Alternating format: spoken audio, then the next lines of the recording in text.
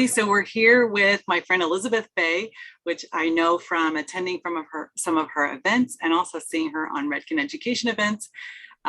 She has a lot of great advice for newer hairstylists as well as any hairstylist. So thank you so much for being here. And I'm so happy that you could have this conversation today. So welcome to the Hairstylist Accelerator podcast.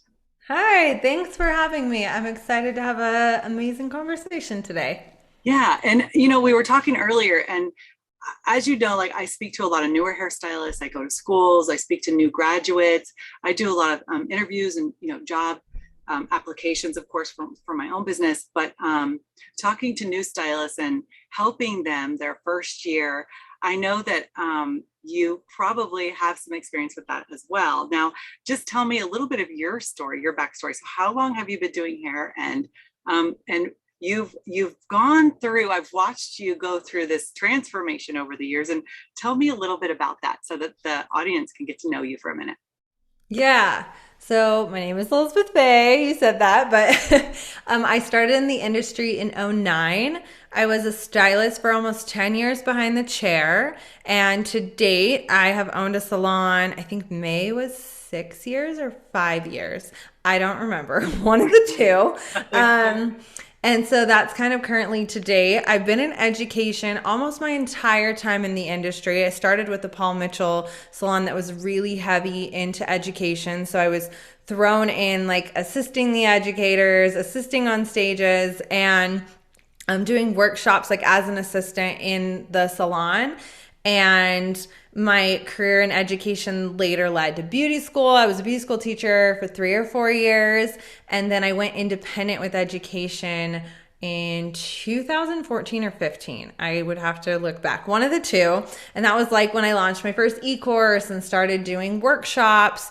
And I did workshops around the nation for about 4 years. And that's how I built our community. I now am the CEO of a company called Hair Love University. Yeah. And we are mostly known for our big Hair Love retreat. That's kind of like what I think a lot of people tie us to. But that 4 years of workshops built a really massive community, just like really on the grounds roots. Like I was a single mom when I started my independent education and did every other weekend. I'd be like in a little town in Idaho, then in New York, and then in, Savannah, Georgia, and then in Florida, and just wherever really.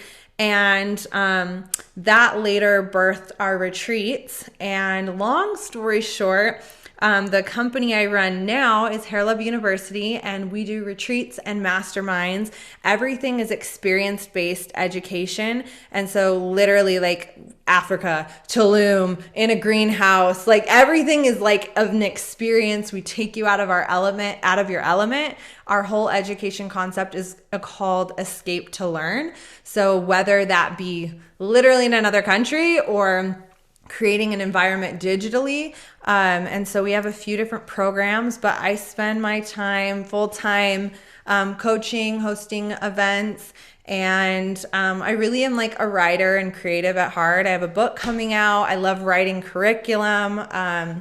And I went through, because it's like such a windy road. Yeah. Yeah. Yeah. In 2019, I went through a pretty wild healing journey and had some sickness, and it ended up I went to school to become a trauma-informed life coach, breathwork practitioner, subconscious coach, it put me into this whole other realm of things. So it took like what I was doing with mindset and business coaching to like a whole nother level.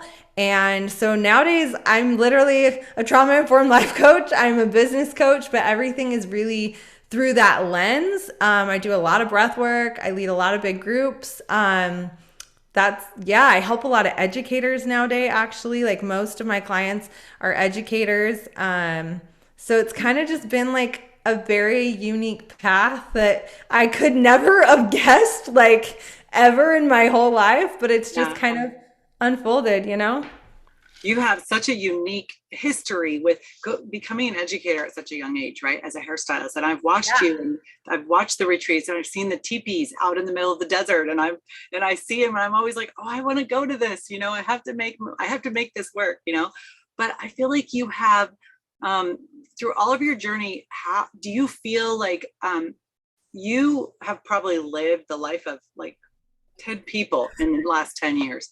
The amount of Yes. traveling and adventures and metamorphosis and stuff that you've been through. And I love that you share your story with people, because I feel like as hairstylists, we carry a lot on us because we pull it in from the clients that we serve, right?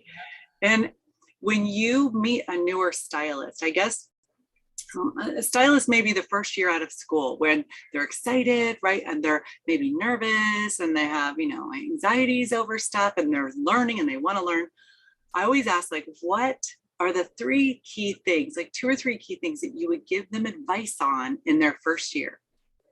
That's good. I love that. And I love the energy of a new stylist, by the way. I think it's Yeah. like, I speak at Beacon every year, and I just think like, it's like, I always tell them, I'm like, you guys are like my first favorite people because you're the hairdresser, but you're like the really stoked hairdresser who's like They still have all the naively like excitement. so excited. So it's like, I love that.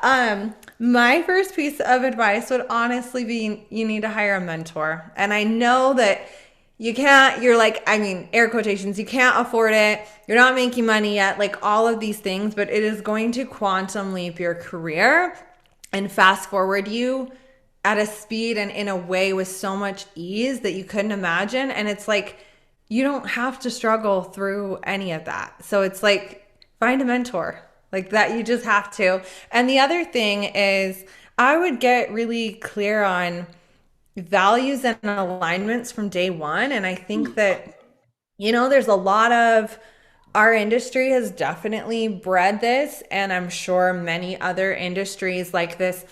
You have to earn your way. It has to be hard. You have to, all of this stuff in the beginning. And it's like, that's a belief you can buy into. And you could literally become educated on how to do this with ease and with grace and with education and build something really beautiful and balanced from day one. Like, I just think that sacrificing health and family in order to grow a career is like a wounded entrepreneurial myth that like a lot of us have been taught or embodied or shared, and it's like it's not true. And I think that that's something you could really hold as a core value from day one. I'm going to work hard and I'm going to have balance in my life. To live your life. I think that the old school analog way, I call it analog, but it's like the old fashioned way is fallen away by the side. And so now we have these new stylists and they're like, okay, well, I want to hustle and I want to work and I want to be successful, but I still want to have my life and I still want to enjoy a retreat, or I still want to go on a vacation or whatever it is. So I love that you say that. And getting a mentor is the way to get that person, maybe that sounding board, or somebody who might say something to you that you need to hear, not just what you want to hear, usually, right? And for me and my mentor, that's what it becomes, is what I need to hear, not what I want to hear. Yes. Yes. And so when you, when in your first like couple of years, you said you had a big Paul Mitchell education background in the first couple of years, and you were an educator right away. If you were to go back and talk to like first year Elizabeth Faye, what would you say to yourself back then? What would you do differently, like the first year or the first 2 years or whatever? Yeah. I'll say two things. One of them is I really was blessed to be in a culture in the beginning that was so mentor heavy. So I would say like your value that you're placing in mentorship is going to pay off. Like, I've created an insane career in a short amount of time, and that would not have been possible if I have had dozens of incredible mentors, and I still have like a team of mentors. Like, I pay so much money to my mentors and it's worth it. Like, as my life grows, my business grows. And so I would say, that will pay off. Like that will pay off. That will be worth it. And the other thing I would say is, you don't have to be in a rush to get to some like ultimate destination. Like, I think I really thought like, it's so easy to like chase a goal and be like, okay, when I get there, I'll be happy. When I do this, I'll be happy. And I accomplished a lot of shit that way, like tons and tons of things on paper. And I never actually got to experience what I was wanting, which was probably a feeling. I wanted to feel freedom or happiness or joy or celebration or peace or ease. And I would tell little Elizabeth, like, you get to feel those things no matter what you accomplish. And it isn't the goal that's going to make you feel like that. The goal gets to be an extension and an expression of that feeling. Like when you bring freedom into your life, your heart, your body, then everything you do will feel like an aligned expression or extension of that. And it took me a long time to learn that. And maybe like some people it took longer, but like it took me like going hard fast until I was really sick to learn that. Right. Wow. I love that you're sharing that. And thank you for sharing that because it's really personal to you. But I feel like as a hair industry, we have all of these big goals and then we're pushed right out of the gate, like, okay, let's become $100,000 stylist a year. And really $100,000 stylist a year now almost seems like so yesterday, because now it's the talk is, okay, I want to be $150,000 stylist and a $200,000 stylist. And the goals are never going to go away. Right. So, and it really sounds like you're talking more about like, enjoy that journey along the way and enjoy the feelings that are going to come and the little things that happen that are reasons to celebrate. Right. And like that so much. So sweet. And, so when you were, as a stylist, I guess, and growing into your business, or even when you became a mentor and a coach yourself, who inspired you? Like, who were the people that helped you? Maybe, I don't know as much about you and your personal life, your family, or maybe you have, I don't know, mentors that you're like, yes, this person really made a difference in your life. So who were the people that inspired you? That is a wonderful question. So I am writing a book and it comes out next year and it's literally dedicated, like it makes me cry, but to all the mentors who have shaped and formed my life. And I share a quote, I think it's a Rumi quote, but he says, we're all just walking each other home. And I really just believe like every person that you feel drawn to or aligned to or called to, like, when you're like, oh my God, I would love to be mentored by that person, like that feeling, or just really impressed by someone. I really believe like that person has like codes that they're going to unlock for you in your life, in your potential, and what you see possible in your paradigm. Just like they're going to unlock something in you to see a new perspective, right? And new things are going to become available to you because they're sharing a new perspective and new wisdom.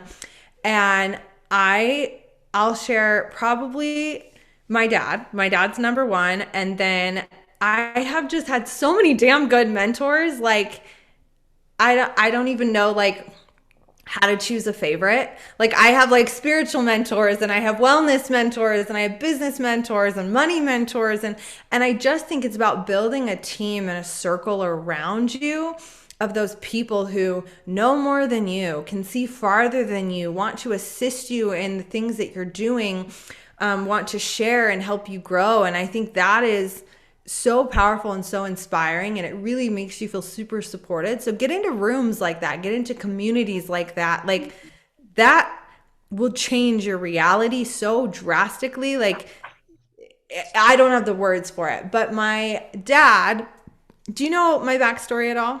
I don't know enough about your backstory to say it, so I'll let you say it. I'll give you like the quick version. There's a whole movie. Did you know he made a documentary? I did know that. Yeah. It's called Hairstylists Change the World. Yeah, that's the one that you played at the Hair Love Live weekend.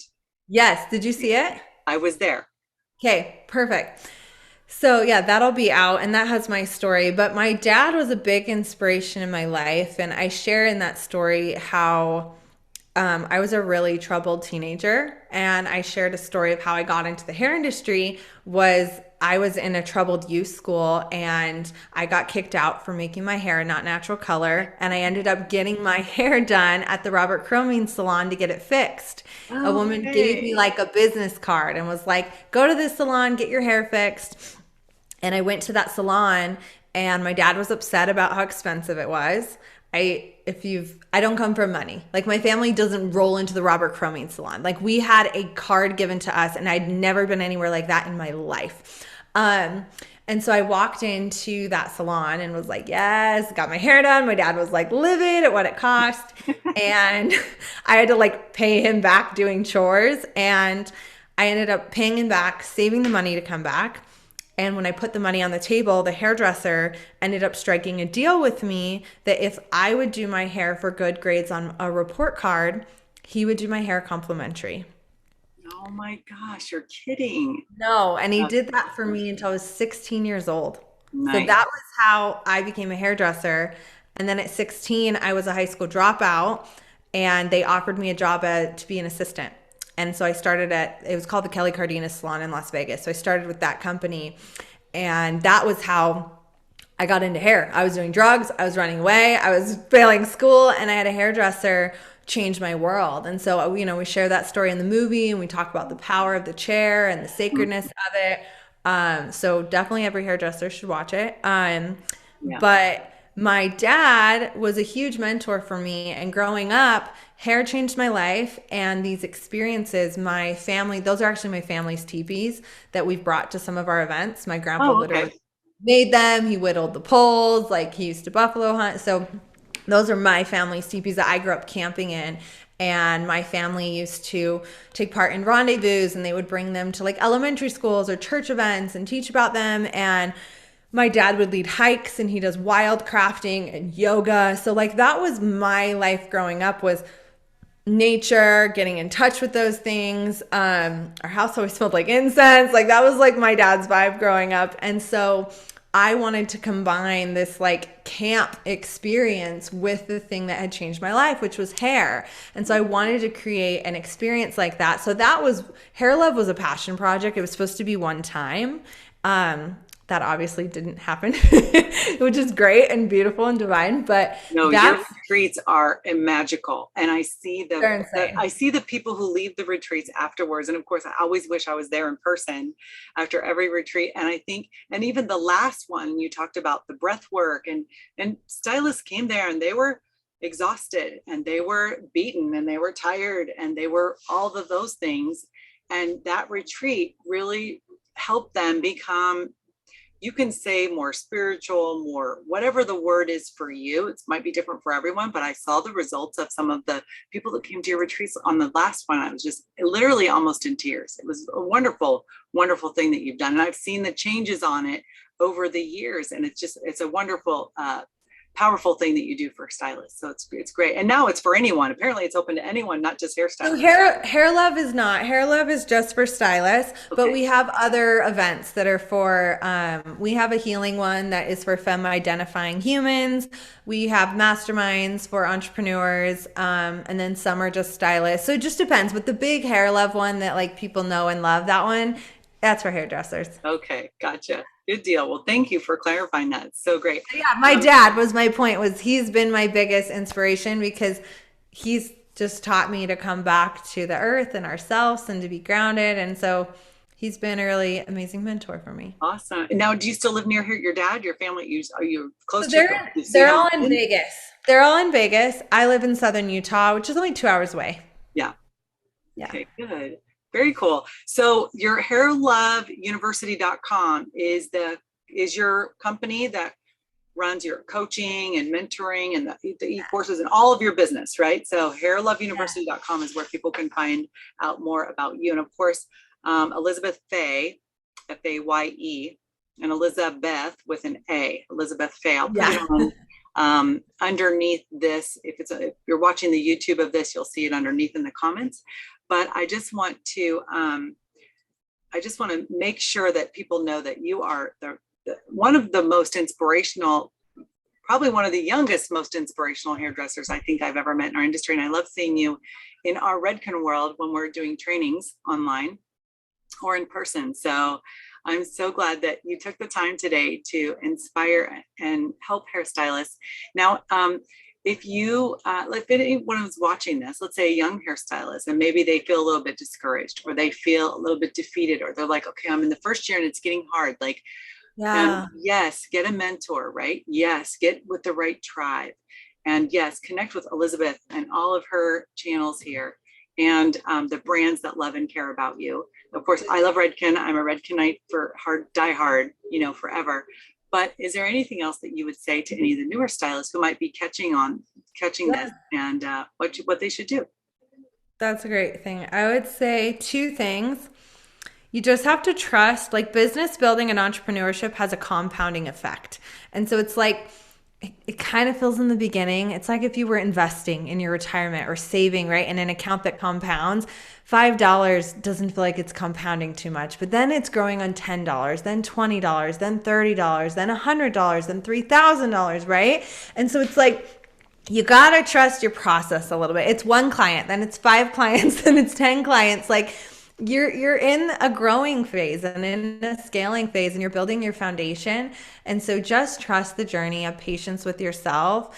And I would come back into that. And the other thing I would say is experience. Like everything we do in our company is experience based, whether it be our salon that we own, when I used to do hair, like people, especially now, okay, we're post a freaking pandemic, like make people feel, this is literally the message of our documentary, heard, seen, and loved. Like that changed my life, being in a chair, and I had to come back. And I didn't have money to come back, and I still had to come back because the way I felt. So make your chair, make your salon an experience that people can connect and they can feel loved and they can feel beautiful. Like if you do that, that's so priceless, and it's going to build, it's going to compound. I know that journey can be a little daunting in the beginning, but it's like, I always think, you probably feel this way too. When you're growing or you're looking up to other people, they're almost like on the other side of the river. And they're like, I promise you can make it across. It's not that cold. You're going to fall a few times, but you can wade through it. And it's like, it's so worth it. It's such a beautiful, rewarding career. You get to touch lives. You can make so much abundance, so much money, so much like growth. You can have all the freedom you want. Like it's worth the work. It really is. Great. I love that. It's a great message to end on. Thank you so much. I'll leave contact information for you, Elizabeth Faye, and also heyelizabethfaye.com is a website that is for her personally. So thank you so much today for your time. I know how busy you are and how many things you're involved in, and I really, really, really appreciate your messages that you're doing here to help all these lovely hairstylists that are listening. Thank you. Thank you.